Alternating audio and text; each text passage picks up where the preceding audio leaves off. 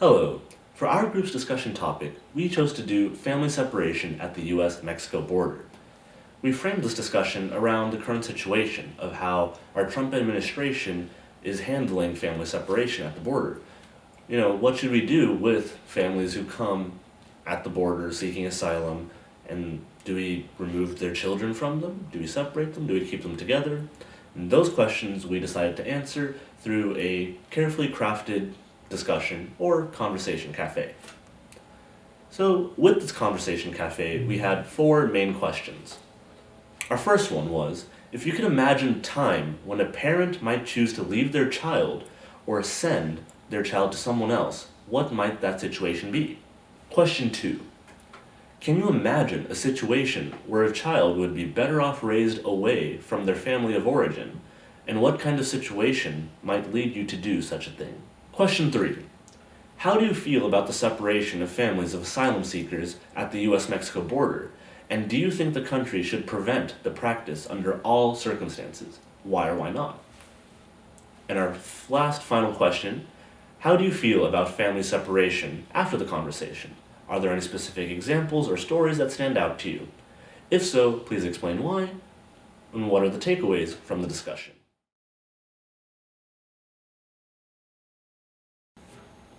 So I decided to facilitate a dialogue with a few of my friends at J2 while we were eating dinner. When I first introduced the idea of a conversation cafe as a dialogue with them, they all immediately said they were going to leave me and find somewhere else to eat. But thankfully that did not actually happen. They stayed, and I was able to help them establish some ground rules before we carried on with the dialogue. The ground rules that were set were stuff like not disrespecting anyone, keeping an open mind, not interrupting anyone, and also being comfortable sharing stories that might be really personal as long as they're not shared outside of the discussion. So after those ground rules were set, we were able to carry on with the dialogue. What was immediately apparent and kind of interesting was the fact that none of my friends had ever been in this situation before, of being able to voice their opinion freely and discuss without getting interrupted in a heated argument. So what stemmed from that was some true growth and nice responses. A lot of my friends didn't actually have many personal stories to share, but they agreed that they did not like the topic of family separation. They thought that it, as a practice, should end.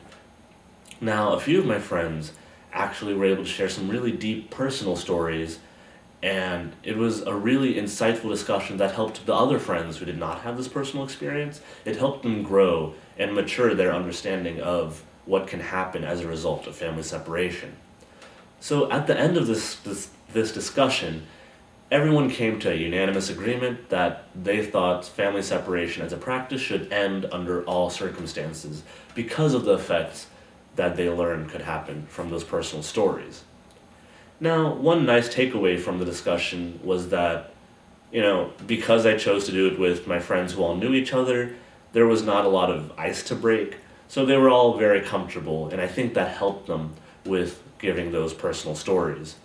But beyond that, the conversation went very smoothly, and actually another neat response was one of my friends, Noah.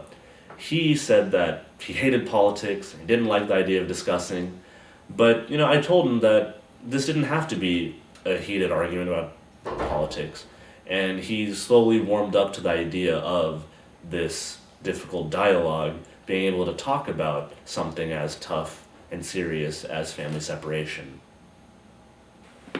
So I did a dialogue with both of my parents, and it was about family separation at the borders. And overall, I think that the dialogue went pretty smoothly. Nobody got annoyed, and there were no outlashes, and no one left the room or anything like that. And I think that overall, my parents and I actually had pretty similar opinions on the matter. And in the end, all of us really thought that family separation at the borders should be stopped. One of our primary kind of drives for this thinking is that we were putting ourselves in the shoes of these people and to empathize with them, and basically it's a factor of morals and humanity more so than law, at least in the dialogue I had with them. So I did a dialogue with a couple of friends at Kinsolving over breakfast, and I introduced the questions to them as like just a normal dialogue. And at first, for a couple of them, it was kind of uncomfortable for them because they had never done something like that, like in that type of setting, I guess.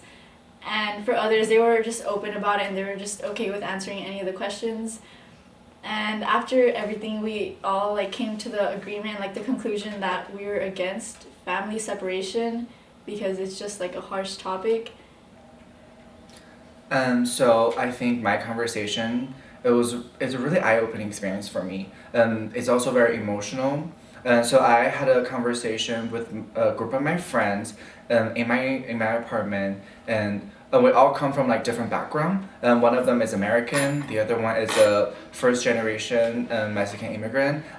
Myself as a Chinese immigrant, and the other one is a South Asian first generation immigrant. And when it comes to the topic, when it comes to like family separation, I feel like all the kids have like with the immigration background have like a stronger tie to this topic, because I feel like especially for like my friend who is a first generation Mexican immigrant, she's talked about how like her family has always been really close together, and just having the thought that like she had to separate with her family is really heartbroken for her, even though she's a senior already, and then she live away from home for like 4 years at this point, but like she still go back to her Dallas every weekend just to see her parents. So like definitely like a really like sensitive topic for her.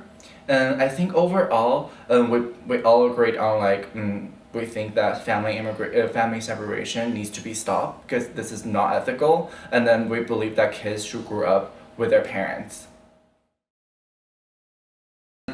First of all, I think dialogue is definitely a very effective tool when it comes to discussing very controversial topic. But somehow I feel like you do have to be aware of certain words because it might offend other people, and I don't think that's the point. So like when we're designing the question, we should be more mindful of what the choice of diction might come off as.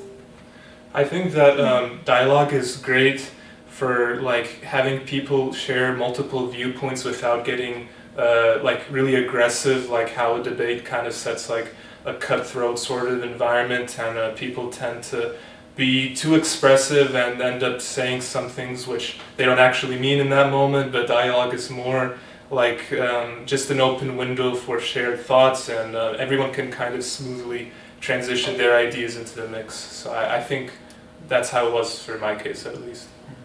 I think dialogue is really effective, especially when you have a really diverse group of people because you have different opinions presented.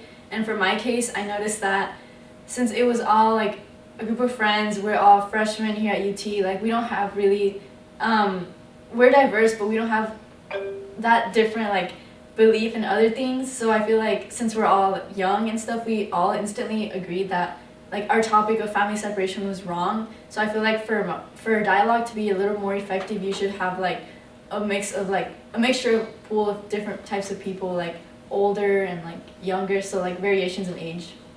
For my dialogue process, I thought it was really effective in helping introduce such a tense topic like family separation. Now, as to how good it works out in real life, with some of my friends, they were very uncomfortable and not used to the fact and process of a dialogue, but over time, it really helped them share their ideas. Overall, I think this working experience with my other three group member has been really successful. Personally, I'm in charge of scheduling people and make sure everyone arrive on time, and then we have like finished stuff to make sure we can finish the deadline. So for my role, I was basically in charge of like kind of creating a certain concept or general theme for us to follow along with. And so I thought the best thing to do would be just to get straight to the point, be concise about it. That way we can show you the information that we got and how we felt about the project without too much extra fluff around it. My role in this project was to come up with the questions and like revise them all so that we could all have effective questions for our dialogue. And for my role in the team, I'm helping create and edit the video and all the graphics, putting it together so you guys can see this video.